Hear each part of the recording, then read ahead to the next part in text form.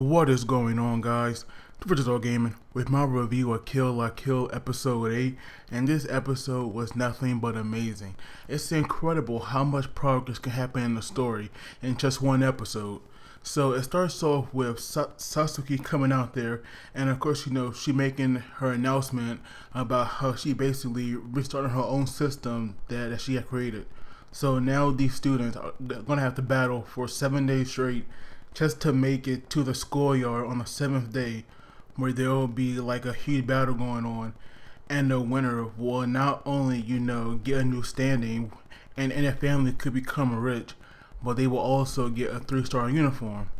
So right there, you just see like this evil presence take over like every student because their eyes become like red, and it kind of like that classic anime background. We just see this like ominous aura around people. So now we have Sasuke, Mako, and her homeroom teacher, and they're looking onward to seeing all these students and having this like one giant brawl. And we even have some like people that already have uniforms, they're going down as well. Because at one point we saw, I'm guessing like this sumo leader, I think he had on a uniform as well, and he went down thanks to all these students. And of course we have the Elite Four, and they're walking around, and we see students are actually dumb enough to go after them. But it's no problem because the Elite Four just like smack them away like they're flies. So once they get out, they know that they don't have to worry about this. So they're all basically going to take a week off from school. And we have Ira, who just got a license. He's going out for driving. And then we have like everybody else going their own separate ways. So now I'm back in Mako home. Like even though the place had erupted into such chaos, Mako and her family, they don't even care. Like in fact, they're like kind of ignoring everything. But apparently Mako's father has stole a scooter for Ryoko, which he uses to take Mako to her home. And we get a bit of a background story, but it's more like a flashback. We just kind of see like the metamorphosis, I guess you can say, of Ryoko. And she was just like a cute little kid. But like we learned previously, her mother died, right after giving birth to her, and her father, what was so wrapped up in his research that Ryoko didn't really have anybody, and so from there, once she thought, living in these boarding schools, she started changing till she became, a full blown delinquent. And then we get that flashback of her father's death because he called her there to talk, but when she got there, she saw him already being impaled by one half of the scissors. And I was not expecting, her father to look like that.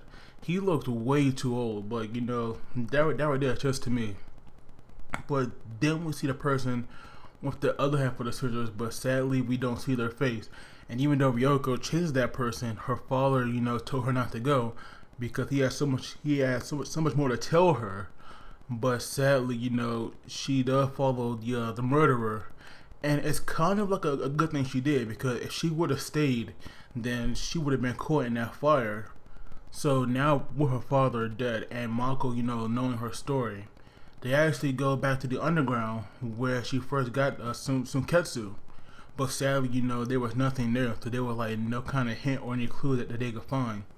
But now that they're heading back on a scooter, it seems that the gas gauge, it was faulty, and so it like ran out of gas, and so now they were like stranded there. But luckily, Ira in this new car, he came along, and apparently they have this rule where if they see a student outside the school like in trouble, then it's part of the committee to help them out, even if it's Ryoko. So now he's giving them a ride, but then they are attacked by the automotive club and the airsoft club, and now those two have merged to form the automotive airsoft club. And I'm not gonna lie, that club it was kind of weird because their president, their leader, his uniform literally turned him into a car. And that right there, it was just so freaking random. But sadly, Ira does kind of get too cocky. and he spun the own car out of control, and that right there was hilarious. I actually thought at first he like knew what he was doing, but then when he messed up, that's when I couldn't help but laugh. But once they crash and he gets out, he was at like, well, Ryoko was gonna fight, but he actually said that because he made the problem, he was gonna do it himself, and that is where we see his power for the first time. Because we did see like somewhat of his power, before, but this time we actually learned, so much more. So his first power of his uniform is called the shackle regalia, and it's like wraps him into bandages. And this is where the episode just got kind of weird, because even though he was taking all these hits, he was actually liking it, and that right there, it was creepy, but at the same time, I couldn't help but laugh, because you would not expect this character, to be like this. Like seriously, it kind of reminded me of Kanji or Shadow Kanji from Persona. That's what it kind of like reminded me of.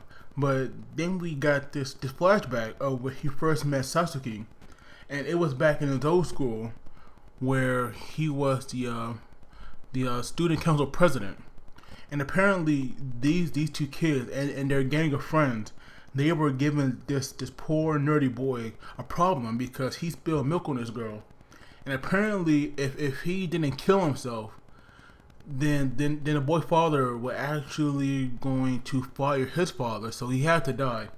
And that right there, it goes to show you how disgusting some people can be. Like, all this for some milk. Like, really? So after he had jumped, he actually was saved by Sasuke that bought this trampoline. And to teach those two students a lesson, she actually bought out the boy's father company, and she relieved that girl father of her duties. And that right there was like karma at its best. But of course, those two weren't going to take that, and they actually thought that their friend had a chance to get Sasuke.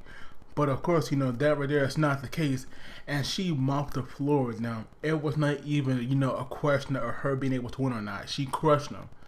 And of course, Sasuke kind of has that like presence where she puts everybody down, and we can see that, her ego is, pretty freaking huge, because we actually saw her, kind of like growing, but, it wasn't like she was like really growing as she was talking.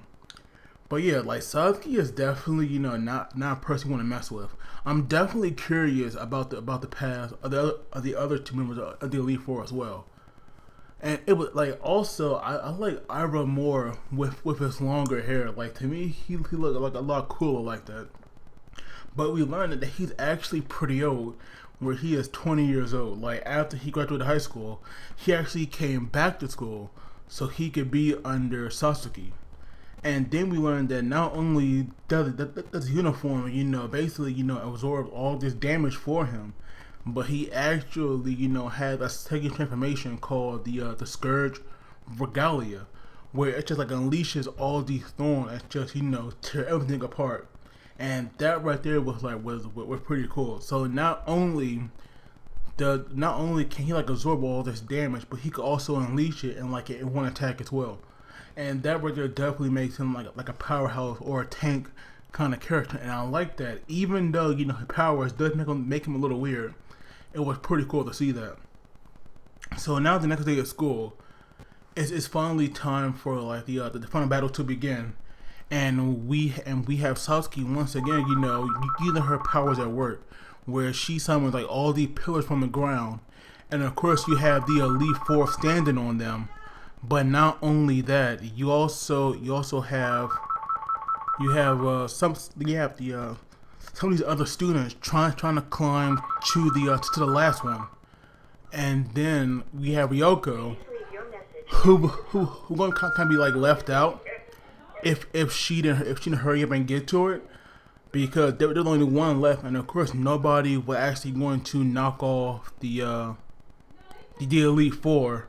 So now she had to like race to the top, even though it shouldn't be that much of a surprise that she had made it, of course. So once she's there, her first opponent it's actually gonna be Ira. So yeah, like I was saying, Ira is gonna be Ryoko's first opponent because all of the Elite Four wanna fight her one-on-one.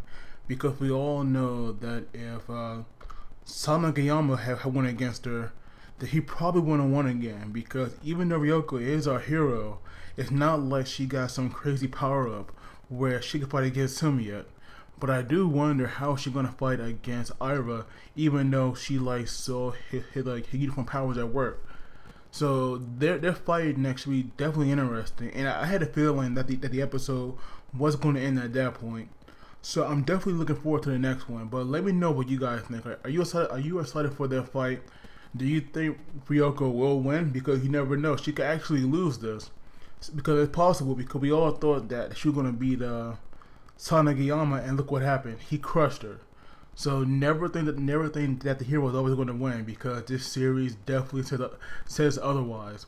But as always, guys, don't forget to like and please subscribe as well, because that really helps me out. But as always, you guys take it easy, and I'll see you all next time.